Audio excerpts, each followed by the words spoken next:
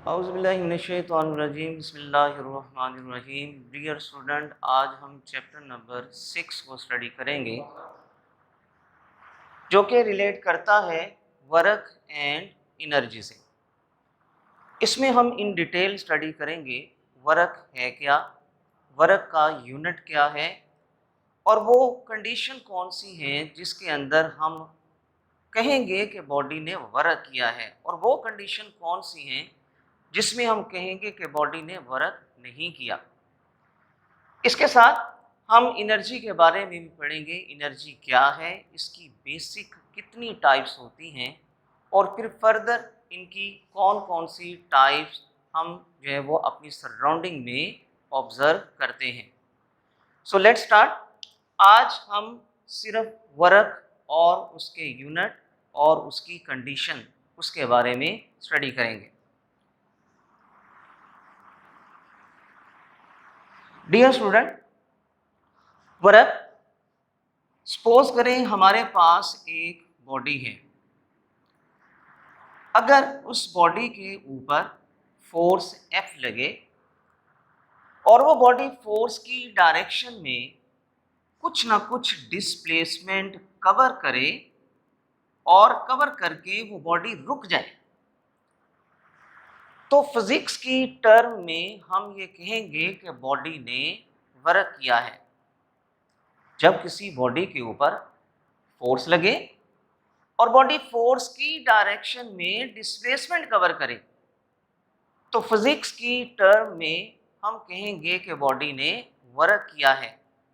It means ये जो body का वर्क है ये उसके ऊपर एक्ट होने वाली फोर्स और फोर्स की डायरेक्शन में जो बॉडी डिस्प्लेसमेंट कवर करती है, इन दोनों के प्रोडक्ट का नाम है work.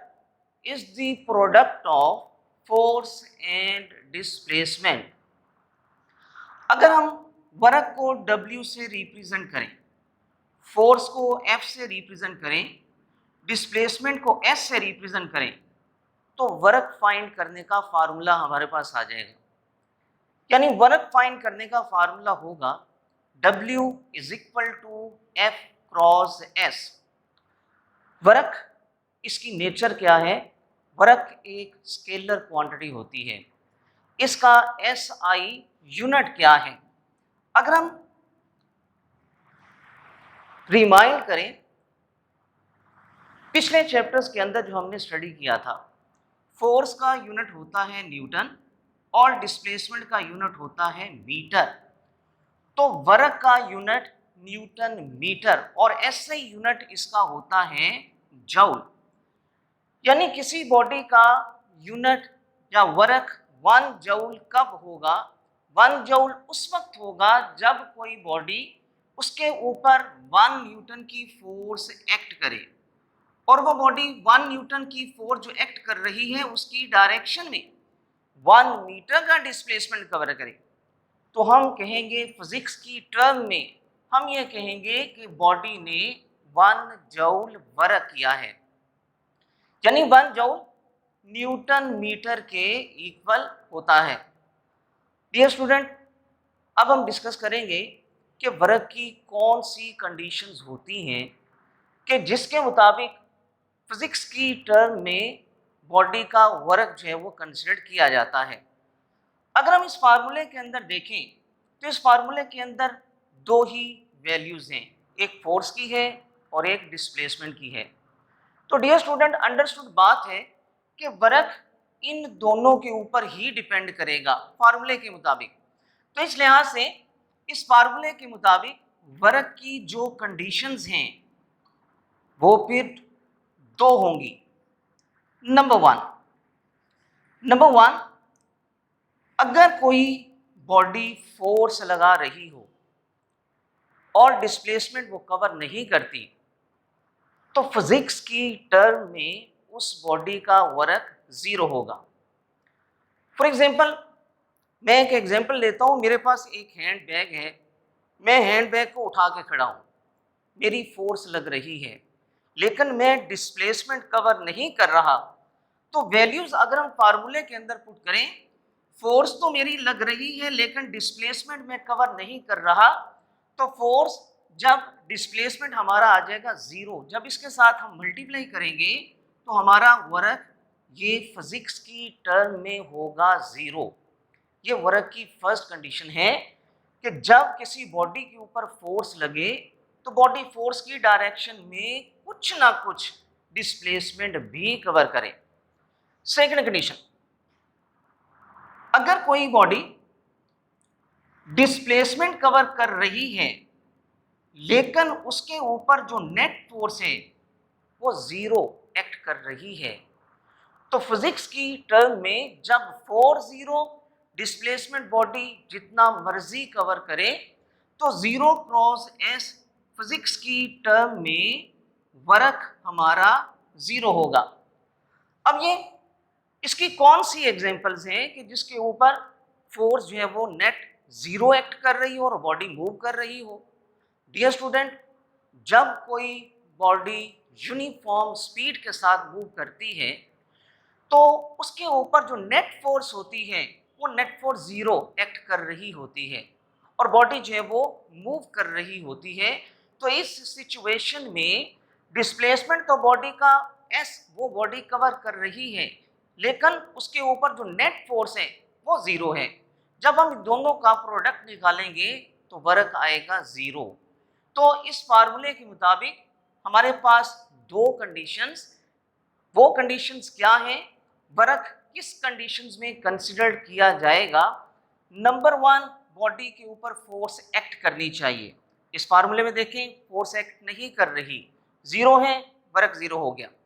Number two, body force की डायरेक्शन में डिस्प्लेसमेंट भी कवर करे। इस एग्जांपल्स में देखें डिस्प्लेसमेंट जीरो है तो फिजिक्स की टर्म में उसका वर्क जीरो है। तो कंडीशन फोर्स भी एक्ट करे और बॉडी फोर्स की डायरेक्शन में डिस्प्लेसमेंट भी कवर करे। इन दोनों कंडीशन को जब कोई बॉडी सेटिस्फाइड करती है तो फिजिक्स की टर्म में उसका वर्क जो है वो कंसिडर किया जाता है। ये केस था फर्स्ट जिसमें किसी बॉडी के ऊपर फोर्स एक्ट करती है और बॉडी फोर्स की डायरेक्शन में डिस्प्लेसमेंट कवर करती है। हमारे पास एक सेकंड केस भी है कि बॉडी के ऊपर फोर्स एक्स एक्सिस के साथ एंगल थीटा बनाती हुई एक्ट करती है लेकिन बॉडी एंगल थीटा के ऊपर फोर्स की डायरेक्शन में मूव नहीं करती बल्कि वो मूव करती है हॉरिजॉन्टल डायरेक्शन में। तो फिर इस सिचुएशन में बॉडी के ऊपर कौन सी फोर्स एक्ट कर रही है जो इसको हॉरिजॉन्टल डायरेक्शन में मूव करने पर मजबूर करती है। तो इस कंडीशंस के अंदर, सिचुएशंस के अंदर हम फोर्स को रिजॉल्व कर लेंगे।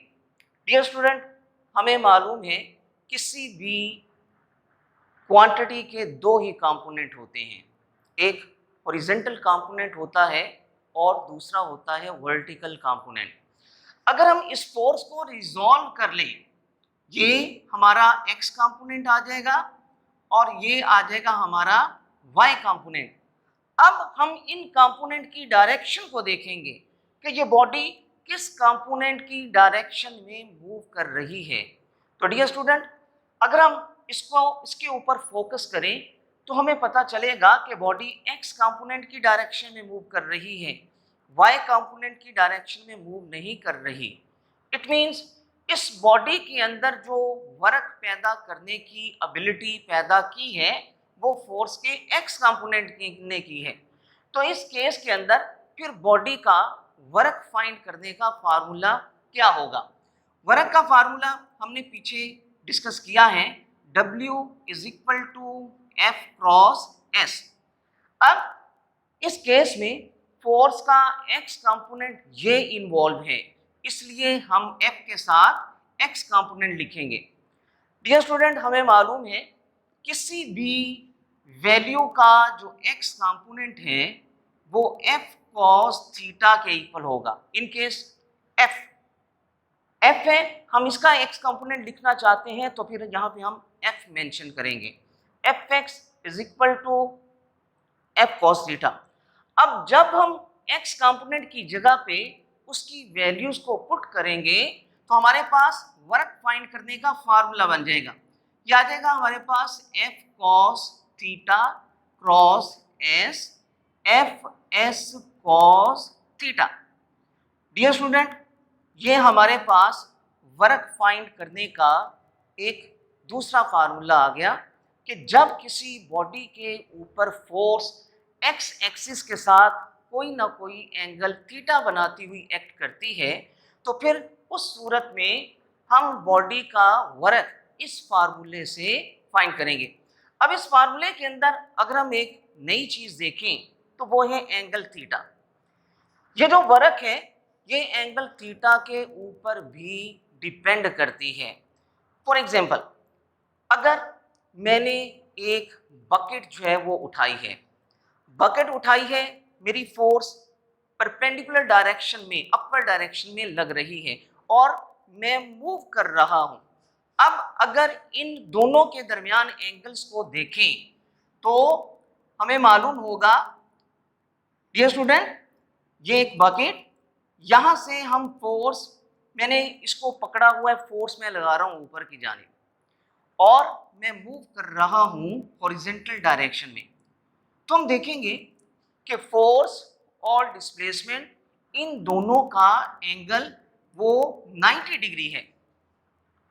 जब हम इसकी वैल्यू इसके अंदर पुट करेंगे तो हमारे पास cos 90 की जो वैल्यू है वो 0 के इक्वल आती है।